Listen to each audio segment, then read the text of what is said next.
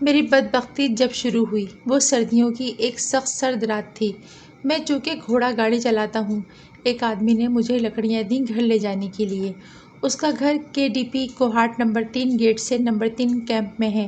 یہ غالباً تقریباً 9 ساڑھے 9 بجے کا وقت تھا۔ ٹریفک اس روڈ یعنی پشاور روڈ پر، جسے پشاور پل بھی کہتے ہیں، رواں دواں تھی، لیکن چند دکانیں ابھی کھلی تھیں۔ اس کے ساتھ ایک قبرستان ہے جو کہ شیرے کے نام سے مشہور ہے۔ میں جب اس قبرستان سے گزر رہا تھا تو اچانک مجھے لگا کہ گھوڑا گاڑی کے پہیوں کے نیچے کوئی چیز آ گئی ہے۔ جب میں پل کے قریب پہنچا تو میں نے دیکھا بہت سے لوگوں نے مجھے چاروں طرف سے گھیر لیا اور وہ لوگ لکڑیوں کو اٹھا اٹھا کر سڑک پر پھینک رہے ہیں۔ کسی نے میرے گریبان پر ہاتھ ڈال کر مجھے گھسیٹا اور قبرستان لے گئے۔ وہاں سب لوگ قطار باندھے کھڑے تھے اور مجھے ایک بابا جی کے سامنے پیش کر دیا۔ میرے پیٹ میں سخت درد تھا اور میرے منہ سے جھاگ نکلنے لگی۔ اس بابا جی نے ان لوگوں کو بتایا کہ اس آدمی نے میرے بچے کو گھوڑا گاڑی کے نیچے کچل دیا ہے اور اب ہم انہیں قتل کرنا چاہتے ہیں۔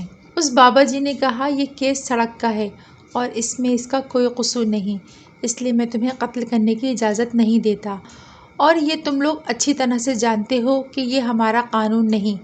اسی اثنا میں ان لوگوں سے بھاگ گیا۔ جب میں قبرستان کے آخری کونے تک آیا تو ایک بڑھیا نے مجھے پکڑ لیا اور سیدھا ان جنات کے گروہ میں پہنچا دیا۔ اب انہوں نے میری خوب دھلائی کی۔ ان میں سے ایک نے کہا، ہم انہیں اوقاف لے چلتے ہیں اور وہاں سے فیصلہ کراتے ہیں کہ وہ کیا کہتے ہیں۔ خیر وہ لوگ مجھے قبرستان سے لے گئے۔ ان میں سے ایک نے مجھے زمین پر پٹخ دیا اور میں بے ہوش ہو گیا۔ جب ہوش آیا تو دیکھا کہ بہت سے لوگ میرے چاروں طرف جمع ہیں۔ وہاں نہ جانے ایک دوسرے بابا جی نے کیا فیصلہ دیا۔ یہ لوگ مجھے تقریباً صبح کی اذان سے پہلے گھر لے آئے اور دھکے دے کر مجھے گھر میں ڈال دیا۔ صبح تقریباً 11 بجے میں بیدار ہوا تو گھر سے باہر نکلا تو دیکھا گھر کے قریب لوگ جمع ہیں اور میرا گھوڑا مرا ہوا ہے۔ شدت درد سے میرا بدن ٹوٹ رہا تھا۔ لوگ قسم قسم کی باتیں پوچھ رہے تھے۔ میں ان کو ہوں ہاں کر کے اپنے گھوڑے کو گھر کے اندر لے آیا۔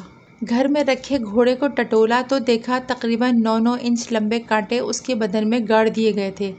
یہ عجیب قسم کے کانٹے تھے جو تقریباً 2 سال تک میرے گھر میں پڑے رہے۔ ایک دن میں اپنے بچوں کے ساتھ چھت پر تھا، میرے 2 بچے میرے ساتھ تھے کہ اچانک ایک چیل میں نے دیکھی۔ وہ میرے بچے پر جھپٹی اور اسے پنجوں میں دبا کر چھت سے اوپر لے گئی اور اس کی گردن مروڑ دی اور مجھے دیکھا اور واپس آ کر میرے گود میں پھینک دیا اور چلی گئی۔ چند دنوں بعد میرے دوسرے بچے کو بھی کمرے میں گلا دبا کر میرے سامنے قتل کر دیا گیا۔ میں عاملوں کے پیچھے دوڑتا رہا مگر بے سود۔ آیت الکرسی اور سورہ جن غرض کوئی چیز نہیں چھوڑی۔ اسی اثنا میں ان ظالموں نے میرے 3 بچے میرے سامنے قتل کر دیے اور میں دیکھتا رہا، اور میرے 4 گھوڑوں کو بھی قتل کر دیا۔ اب میں جو بھی کاروبار کرتا ہوں اس میں نقصان ہوتا ہے۔ اب میں، میری چھوٹی بچی اور بیوی رہ گئے ہیں۔ اس دوران ایک ملا صاحب نے چند تعویذ بغیر روپوں کے دیے کہ گھر میں آویزہ کروں، اور چند تعویذ گلے کے لیے بیوی اور بچی اور میرے لیے دیے، اور اس کے بعد ان کا یہ آمد و رفت کم ہونے لگا اور ختم ہو گیا۔ لیکن آج بھی میں کاروبار وغیرہ نہیں کر سکتا کیونکہ اکثر نقصان ہوتا ہے۔ یہ کوئی جھوٹی کہانی نہیں، نہ ہی کسی کتاب کی کہانی ہے، یہ میری سچی کہانی ہے۔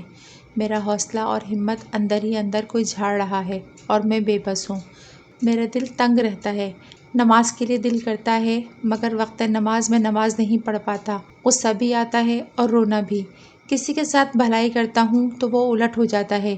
شاید میں پاگل ہو جاؤں گا ان لٹیروں عاملوں کی وجہ سے، اور یقین بھی کھو چکا ہوں، اور شاید ایمان بھی۔